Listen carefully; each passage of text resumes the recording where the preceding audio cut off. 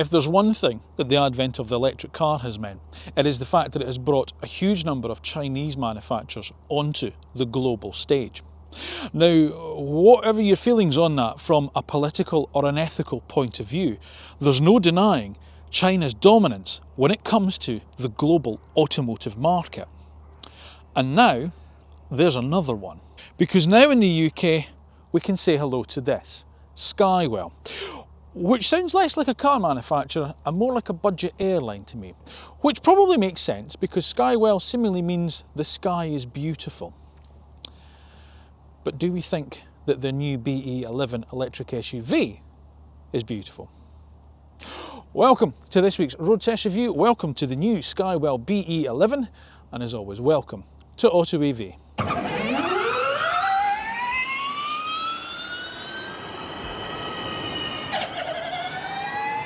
Now, before we start on this week's road test review of the Skywell BE11, it is of course, sorry folks, yep, you've guessed it, the time when I'm going to ask you to make sure you're subscribed to the AutoEV channel.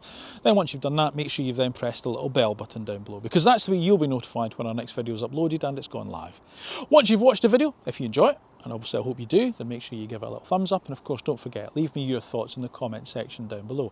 Let me know what you think about the cars we review on the channel, such as the Skywell BE11, and of course on the AutoEV channel on the whole. Now I want to talk about brands a little bit for a second, because younger generations now, the younger buyers now, they don't really care about brand legacies maybe we once did. You know, they're not really fussed about whether or not someone has won Le Mans, for instance, or whether or not they've been dominant in Mille Miglia for 40 odd years. That's not really what's important to them. What's important to them is a car with modern technology, possibly built with ethical and sustainable materials from a company that has that as their sort of mission statement in some respects, that are going to work for them as a family car or as a single person's car or whatever, and with good connectivity and good technology. That's what they care about. And we've seen new brands emerge on that basis. Tesla, for instance, they were the original disruptors, a technology company that came forth and challenged the automotive industry. Now, irrespective of what you think about Tesla's products or their illustrious leader, there's no denying that they've been hugely successful since bursting into the automotive landscape. BYD, another one, a battery technology company that decided to get into the car making business. But of course, they're very good in terms of not just their batteries and their technology, but also their supply chain and the way that they build their cars. And again, we've seen sort of like good success from the likes of BYD since they've been launched. But with that has to be a good product, of course. There's no denying the fact that you've got to have a good product, otherwise people won't come back. So does the fact that we know pretty much nothing about Skywell hinder them at all? Or does it really matter? However, as always, let's take a look at the main points of the Skywell BE11 before we start the review. So Skywell manufacture and sell mainly commercial vehicles, including trucks and buses, but now have entered the passenger car market, and the BE11 is the first of a few planned to come to Europe. The BE11 is positioned as a D-segment SUV in terms of size by the company, but for a C-segment SUV price. Two models are offered, a standard range car with a 72 kilowatt-hour battery, giving up to 248 miles of range, and a long-range 86 kilowatt-hour version for up to 304 miles of range on the WLTP cycle. Both versions are powered by a single front-mounted motor, delivering 201 horsepower and 236 pound-per-foot of torque. And the car comes very well equipped, as standard, with just one trim level being offered. And prices will start from just under £37,000 for the standard range car. Now, £37,000 buys you an awful lot of good family electric SUVs these days. And dare I say it, from ones with more recognisable badges on the front of it. So, as a newcomer, what does the Skywell have to offer to turn your head towards them instead of one of those other brands? Well, of course, the only way that we can answer that question, yeah, you've guessed it, is by putting it through the road test that actual car buyers trust when it comes to choosing their next electric vehicle, and that will be the AutoEV one. Now, as always, we're going to start with how the car looks. Yeah, it's a bit... when you get those insurance car adverts on the TV, and what they do is they put sort of like a generic AI-generated car into it, rather than use a recognisable brand so as not to favour one over the other. That's kind of what I see at the front here. I'm really sorry, I do. I just see just a bit of bland, generic kind of... Do you know what I mean? I mean, it's all right, but it's just not really outstanding in the way it looks. It's not going to turn your head, is it? One's not going to pass you in the motorway and you're going to think, oh, what's that? Certainly not from the front. Anyway, look, it's got what they call the Razor LED lights at the front here. Now, this is done. Now, one thing I will say about them is they've decided that in terms of specifications, all you're choosing effectively is the battery. There's no trim levels, there's no tierage of trims within the range. So everything comes on it as standard in terms of that. But we will talk a bit more about spec later on because there's a couple of important things to mention there. So it doesn't really matter whether it's a long range or a standard range you're looking at. It'll all look the same and it'll all get the same standard equipment, okay? Right, so you get your front LED headlights here, these Razor lights as they call them there. Very smoothed over front nose. Apologies on the trade plate. None of the cars that I'm with today are actually registered for the road as yet, so we're all driving them out on trade plates. So that's why it has those on it, so apologies. The sort of like the Skywell logo there, it's meant to show a few different particular things, you know, like a shield, which seemingly it provides confidence and all sorts of things like that. I'm not really sure, but anyway, that's what it is. It's sort of like a weird kind of logo on the front there.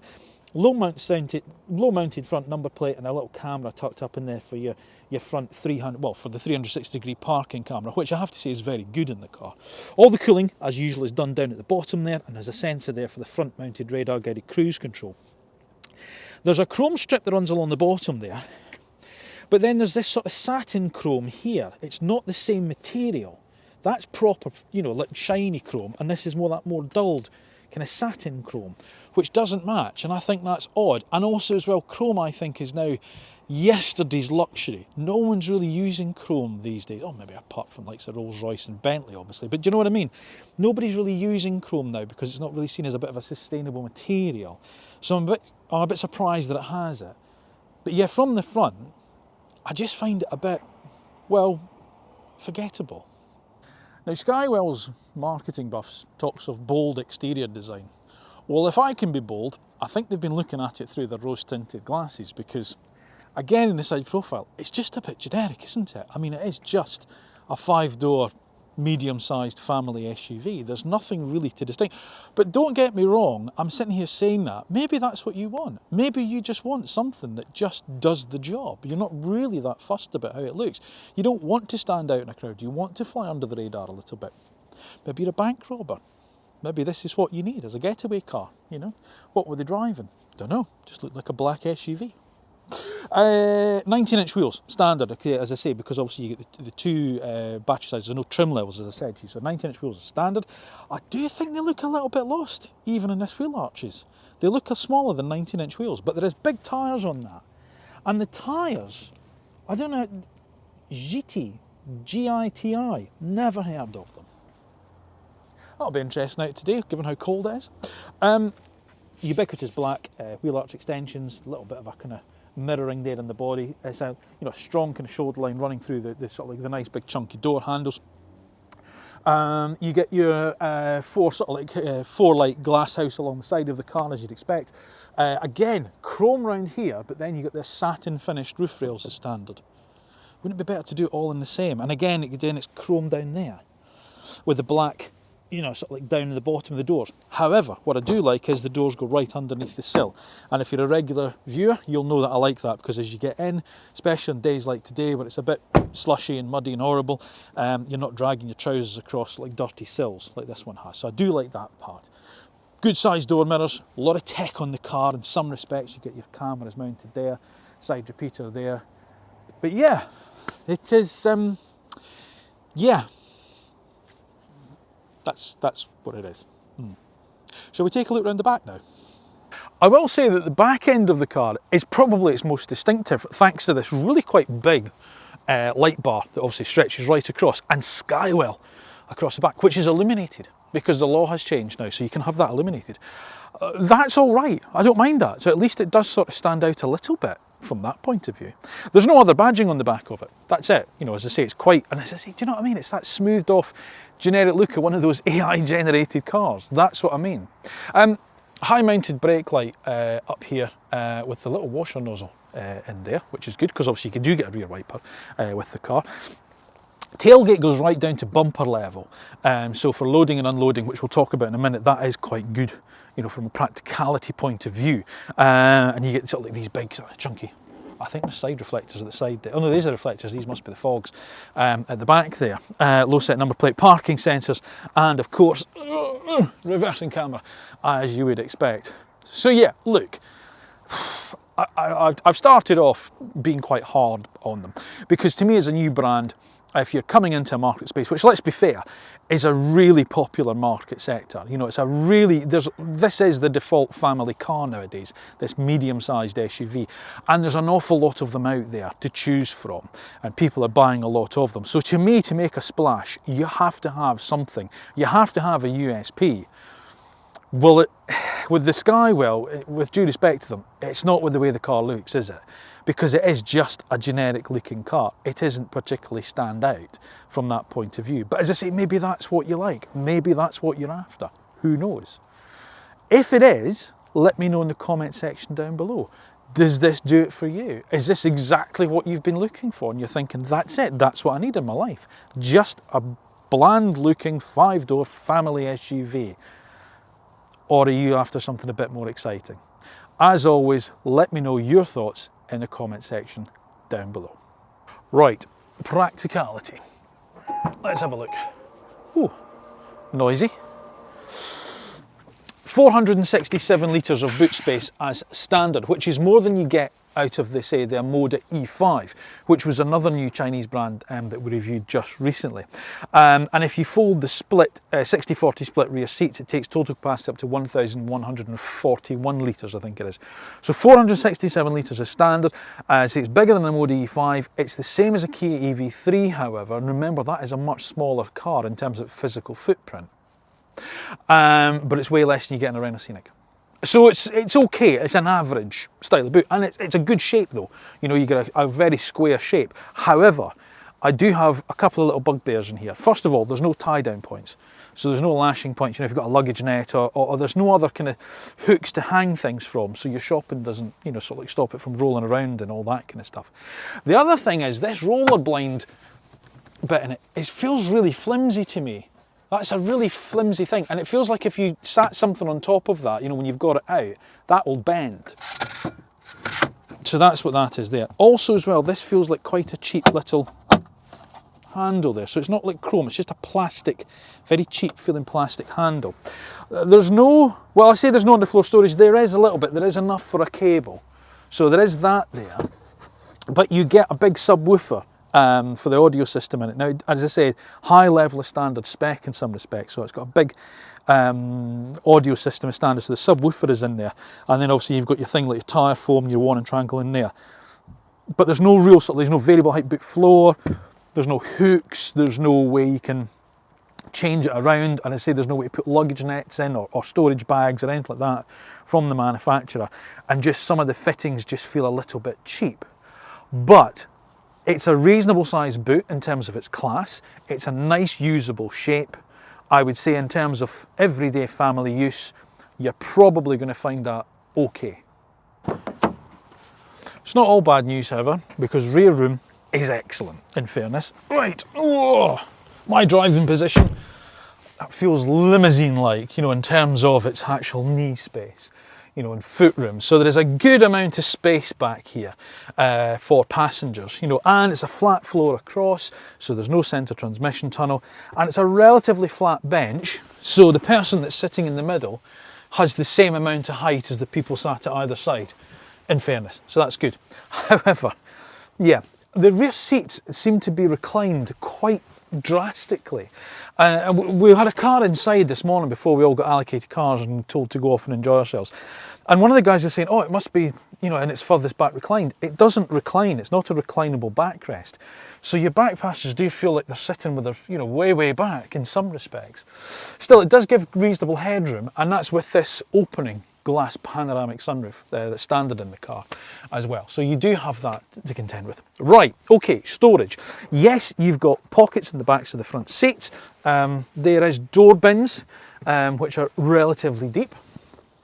You have a fold down armrest with two cup holders, but that feels just not secure enough, and that feels quite cheap. Like that's going to break in some respects. So that's your sort of like storage. You've got two USB-A ports down there, and well, it's got a sort of like a 2-pin plug there. I don't know why it's going to end up having a 3-pin plug, because they say that you can't do vehicle to load. But anyway, I'll talk about that a bit later on. But so there is connectivity in there in terms of with the kids. Now, we're going to jump in the front now as we normally do. But I do want to talk about some of the materials in the car, because I think that's important, because again, on first glance, you look at it and you go, oh, this looks quite plush. But then you actually get up close to it. Anyway, let's have a look in the front before we go into that. But what I will say in terms of actual rear accommodation, in terms of space, there is a lot of it. And it's very, very good from that point of view. Right, up front. Okay, well, look, you know, it all seems to be in order in terms of the way it's designed, in terms of what you get. But much like the rest of the car, as we've been discovering, still not perfect.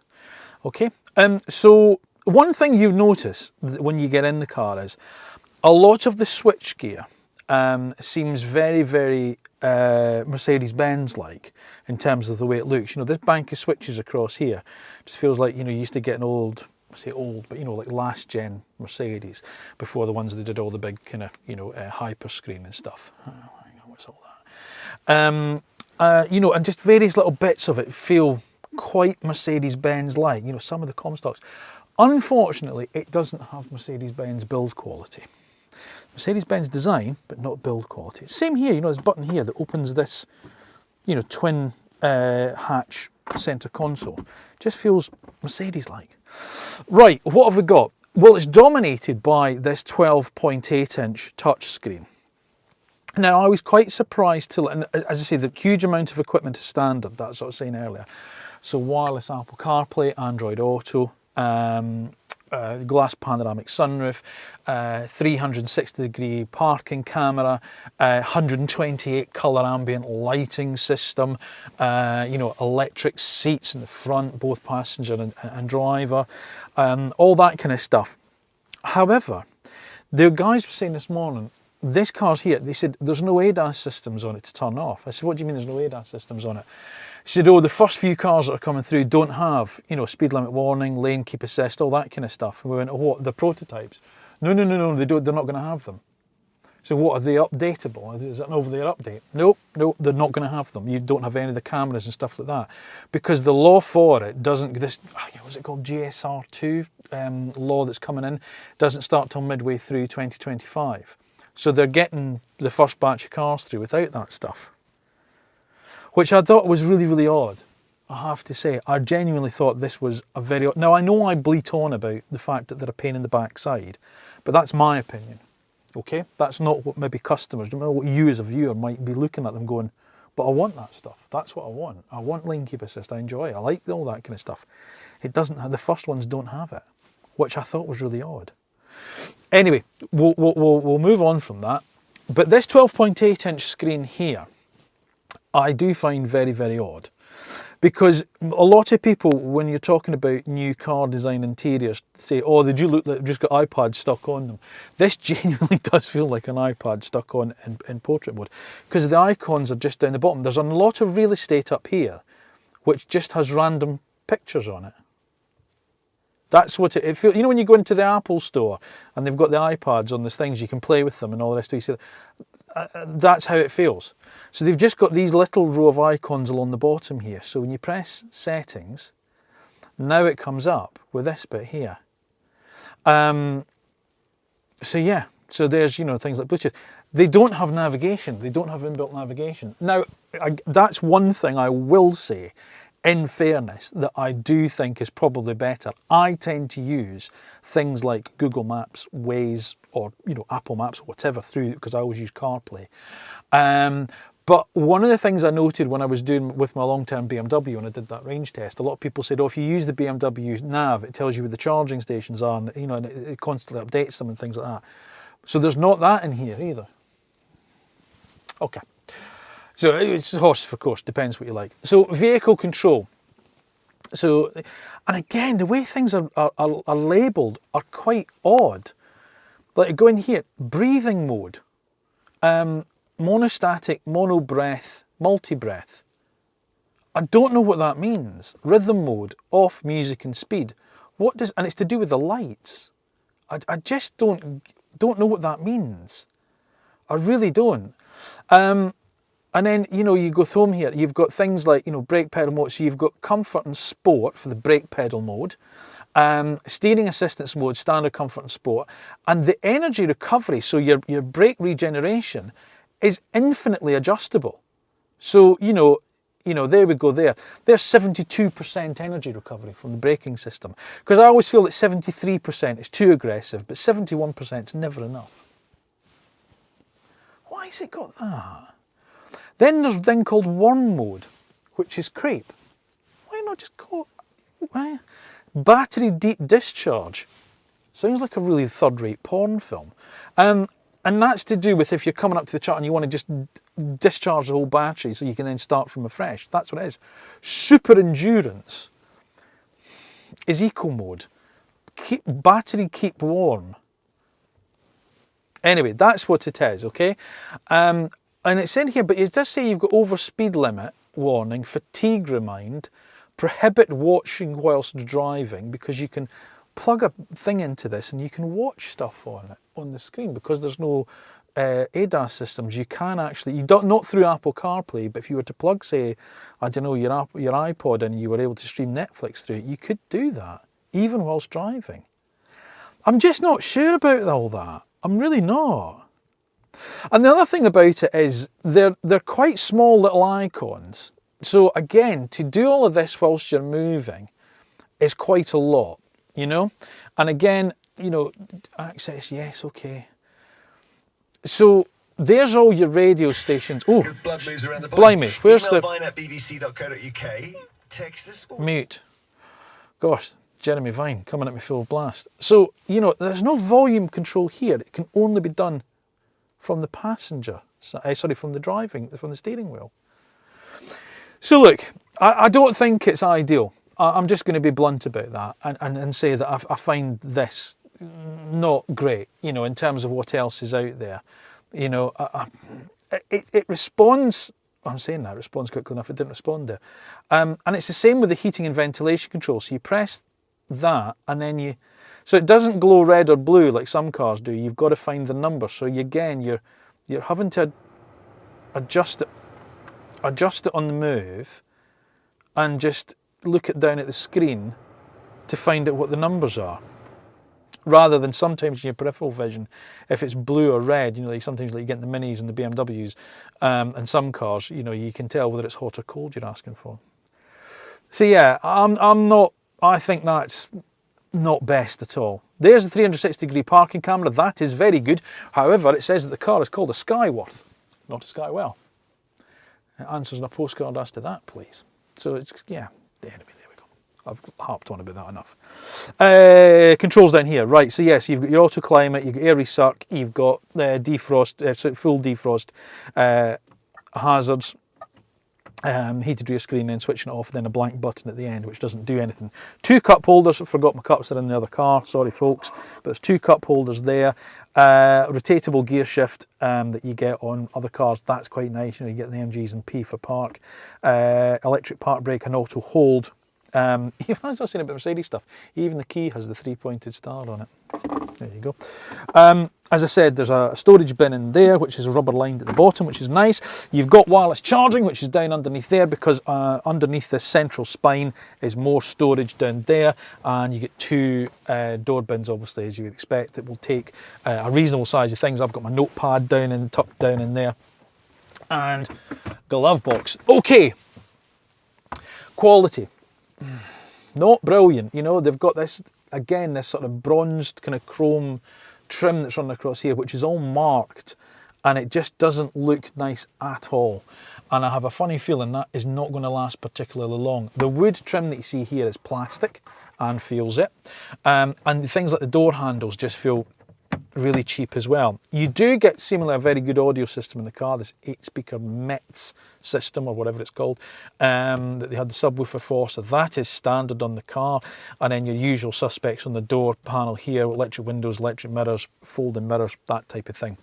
The seats themselves, okay, the seats aren't too bad actually. They've got a reasonable length in the squab, they've got reasonable lateral support, you can feel a bit of shoulder support there. You do have a reach and rake adjustable steering wheel, but again, and the wheel itself is okay in terms of its size. I would say it feels a little bit thin on the rim, and that's coming from me who does like a thin rim, matron. I'd say it's almost a little bit too thin, but the buttons on the side, you've got the kind of the control. Shush, japers. Volume on that side, tuning there, cruise control over there. But again, the plastic on the spoke just feels... Do you know what it feels like? It feels all that kind of chrome stuff will flake off. That's what it feels like. It just looks like in 2 years' time that's going to be mottled and flaked off a bit. That's what it feels like. Face vents are neatly designed into the thing there. And as I say, you get a reasonable amount of seat adjustment, although the seats themselves don't tilt. There's height adjustment, but they don't tilt. And there's no memory positioning on them, so they're electric but no memory on them.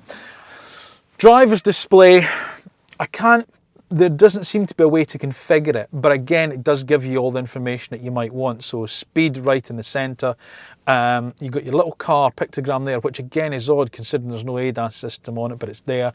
It's obviously for getting ready for it. Your battery indicator down the side there, which you can change between giving you miles to go or a percentage, depending what you prefer. And again, the guys were saying it's very easy to configure the speedo if you're going abroad with the car. So you're changing it from miles per hour to kilometres per hour. You go into the screen, you can change it quite easily. It's quite clear in fairness, and it's quite a nice size, and it's inset into the dash. So you look down into it. There's no head-up display in it at all, so it's just what you see there, time and outside temperature there as well. So look, it's a bit like the rest of the car, and maybe this is the theme for the rest of the review. Who knows? You know, I'll discuss that right at the end. It just seems like it's a bit middle to me. You know, there's people doing it a lot better than this at this price, and we will talk about price because you can get some very good cars for the same price as this, which are night and day different, you know, than this car when it comes to stuff like the tech, when it comes to stuff like the quality of the materials. That's the other thing. For a new company, there's no talk of sustainability, there's no talk about recycled materials, whole life costs, that type of thing from them, which again, you know, given the fact that they are trying to attract, they're a new brand trying to attract new people, that's what I would be harping on about. Which says to me, dare to suggest, they don't have it. So I am a bit disappointed. I don't think the quality's there. The design's okay, it looks all right, you know, it's very Mercedes-Benz like. But yeah, I'm just a bit nonplussed about this. Sorry. Okay, so one model, two battery sizes. So there's a standard range battery, which is a 72 kilowatt hour unit, and that should give a range of up to 248 miles according to WLTP figures. If you need to go a little bit further than that, then of course you've got your long range one, which is an 86 kilowatt hour battery, and that's 304 miles according to WLTP figures. Not exactly outstanding, in fairness. You know, we're seeing cars priced very similarly that can go a lot further than that. I'm looking at things like Kia EV3, Renault Scenic. Okay, but we'll get on to competition a bit later on. The other thing that's not particularly impressive is its charging speed. Now, I looked at it at first, and it's sort of like saying on the small battery, it's 36 minutes for a rapid charge, but that's from 20 to 70%, because the maximum charging speed of the car is 80 kilowatts. Okay, which means the long range battery, if you do go for the longer battery, it's 45 minutes. To do the 20 to 70%. Now, if we take a 10 to 80% charge, which most manufacturers quote for, that's going to be nearly an hour to charge at that sort of speed on that size of battery, given sort of like the low charging speed of the car. That's not particularly great. Now, whether or not that will change in the future, I don't know, but that's what we're looking at. Not ideal. If you do charge from your 7 kilowatt wall box, then you're looking at 13 hours to go from flat to full. And the other surprising thing, there's no talk about vehicle to load or bi-directional charging or anything like that. And again, given a new sort of like Chinese company that's sort of like trying to bust into a very technological market sector where there's a lot of cars that offer that, I am a bit surprised that they're not talking about it or not even doing it. Right, the BE11 out on the road. What are we looking at? Well, it's a relatively familiar story when it comes to its mechanical setup. So we have a single motor mounted on the front axle, delivering 201 horsepower for a 0 to 60 time around about 9.6 seconds. So hardly blisteringly fast. Does it need to be any quicker? Yes and no. Let me explain what I mean from that. Yes, it would be nicer to have it a little bit quicker. It'd be nicer to have a little bit more power at your disposal because it is quite a big car. So therefore you are going to use it as a family, dare I suggest. You're going to have people in it and luggage in it and dogs in it, whatever you do as a family. So I would think when the time you've got it fully loaded, 201 horsepower isn't going to feel, dare I suggest, adequate enough in some respects for a big SUV, sort of like biggish SUV like we've got here. Why is it not needed to be more powerful? Well, there's a very simple reason to that and that is because it doesn't drive particularly well. Now, I'm sorry, I genuinely have looked for some real positives here with this car, and there are, obviously there's a lot of space in the car, but it needs to be better than this when it comes to the way that it drives, because quite frankly, it's not all that great. What we have here is a bit of a problem with traction. First of all, now I'm going to put that down to the tyres, because they're these, whatever they are, jitty tyres that I've never ever heard of. And I've just got wheel spin there pulling out that roundabout. Now I know it is slippy outside, it's half a degree outside, but even so, I would not expect wheel spin like that by just pushing down on the throttle to move away from a roundabout. That's the first problem. The second problem is the actual accelerator itself. You can count almost a second between pushing it and drive getting to the wheels. And I'm not joking. I'm genuinely not joking. Coming out of a roundabout there, or a junction where you think, oh, there's a gap there, I'll go for that. You put your foot and you genuinely in a split second think, nothing's happening, and it genuinely doesn't happen, and then it goes. But then you get wheel spin because these tyres aren't very good and it just lacks traction. I'm stopping short of calling it dangerous, but I'm saying this now, Skywell as a manufacturer need to look at that, because I would not be happy in that situation, with my wife driving it, or even me driving it when I've got people in the car. It just doesn't feel like it's responding. It just doesn't feel like anything's happening. There's just a deadness to it. And the steering is the same on the dead ahead. Look, I'm moving that wheel quite a bit. Nothing is happening at the front axle.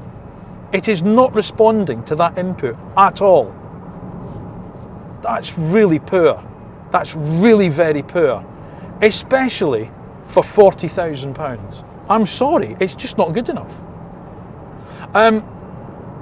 What can I say something positive about the driving experience? Well, the ride is quite soft in the sense of it's not a harsh ride quality, but the downside with that is there's a real lack of body control, and when you go through undulations like I've just gone through there, you can still feel the body doing this. It can still feel it porpoising a little bit as it comes out of those undulations, so you do still get movement.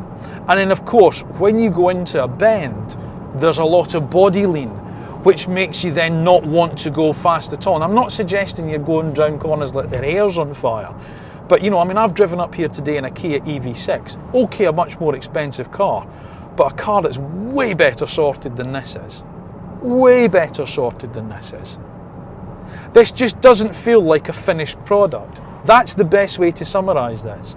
It doesn't feel like they've finished developing it. It feels like they've given us pre-production prototypes to drive, and saying, this is it. This is what it's going to be like. I'm coming around here, and I'm genuinely taking my time, because I know these roads are quite, twisty and bendy. And yet, I was down here last week in the Mini Aceman, and he was chucking it round these bends. And it's less money than this. I know it's a smaller car, but you know what I'm saying? If they're sitting there saying that they're coming into this market and they're coming out with a car that's going to compete with Kia, Hyundai, Ford, Vauxhall, Toyota, whoever it is in this market, Renault, the Scenic, I tell you what, they've got a lot of work to do. They really have, because this is by far, I'm going to say it, by far one of the worst cars I have driven. I just don't feel positive about it at all, putting it down these roads. I just don't.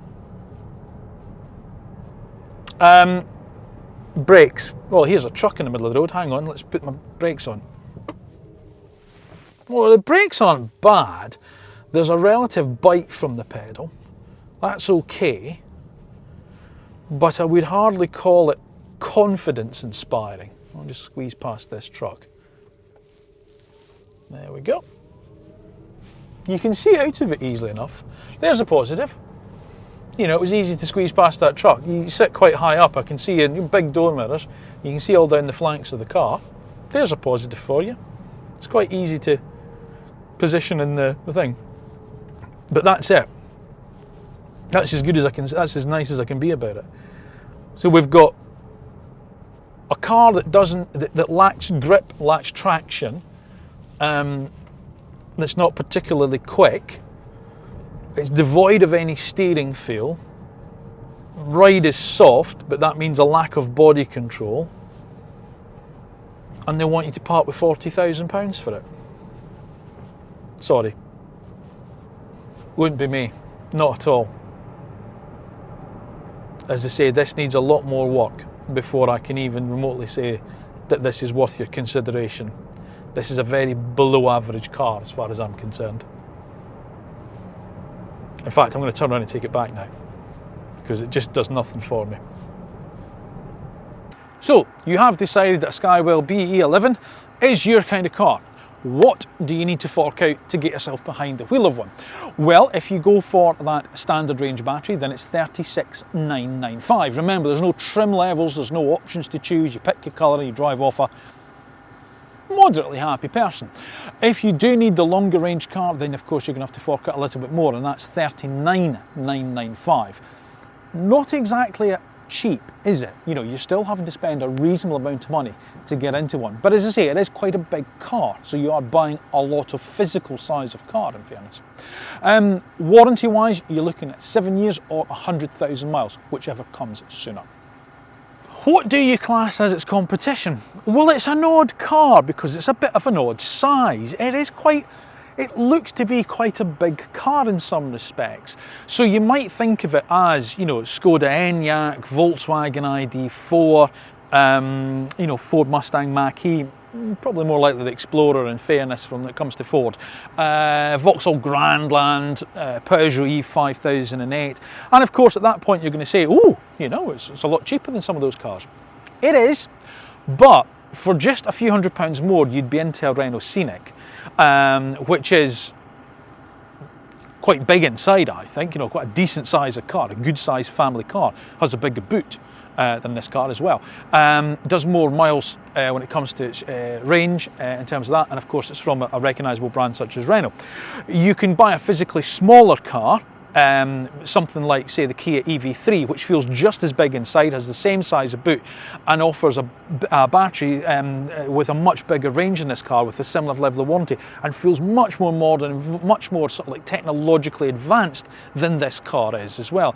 Better charging speeds, better charging rates as well. So, you know, it's an odd car in that sense. In terms of its physical size, the sort of car that it reminds me, there's two cars that sort of reminds me of, but none of them are actually fully electric, they're hybrids, which is the MG HS and the BYD Seal U DMI. So it's that sort of size of car, but as I say, in terms of its price point, it's not exactly cheap. It's not as cheap as those two cars. You know, those two cars are, you know, can be had way down in the early 30,000s. So yeah, it's a bit of an odd one, this, when it comes to competition. So here's what we like, and also what we don't like, about the Skywell BE11. Well, we like the fact that it's well equipped as standard. It has large amount of interior space, and there's a choice of batteries to suit most people's needs. We don't like? Well, it's very bland and generic to look at. It has poor build quality on the interior especially. Its charging speed and electrical architecture lags way behind the competition. It has very poor on-road dynamics. And in our opinion, therefore, it's priced too high against much better cars in the class. There's no doubt about it. These new manufacturers that have moved into the global automotive space has been good for the consumer. It's been good for you buyers out there because it's given you a real choice. And it's also given the legacy manufacturers a little bit of a wake-up call as well. You know, Volkswagen, Toyota, Nissan, Ford, Vauxhall, whoever. Because what these new manufacturers have done is they've come into the market and they've given us a real USP. They've given a product that stands apart from what's already gone before. And I think that's what Skywell had hoped to do. Unfortunately, however, I don't think they have. Because what they've done is they've looked at the market and gone, that's what people are buying. They're buying sort of medium-sized all-electric SUVs, so that's what we'll give them. But there's no real USP with the BE11. There's no real standout feature of it. It's quite a generic looking car. It's quite bland. Its electrical architecture isn't really there. And that would be fine if it was priced maybe closer to that £30,000 bracket. You could say, well, just look at what you're getting for the money. The problem is, however, they've priced it way above that. And by doing that, they've brought it straight into the firing line of some really, really good electric family SUVs that are already there, that offer more than the BE11 does. Because what we have here is a distinctly average car at an above average price. And I'm afraid these days, that's just not going to cut it.